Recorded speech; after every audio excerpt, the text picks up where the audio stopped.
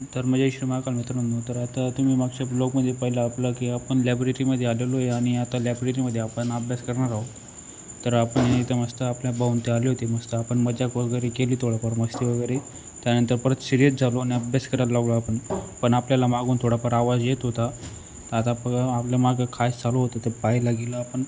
ते इकडे इंसानं काहीतरी डिस्कशन चालू होतं भाई. तर ते गप झाले मग आपण आपला अभ्यास करत होतो. त्यानंतर सकाळी उठून मस्त आपण आपली बस पकडली आणि बस पकडल्यावर आपल्याला कंडक्टर काकांच्या बाजूला जागा भेटली. तर कंडक्टर काकांनी आपल्याला त्यांचं जीवनाचा सार सांगितला की ते किती पगार होते ना. आता त्यांना 60,000 पगार आहे. पहिले ते 2800 रुपये पगारने लागले. तेवढा ऐकून आपण आपला जीवनाचा प्रवास त्या कॉलेजमध्ये घेतला.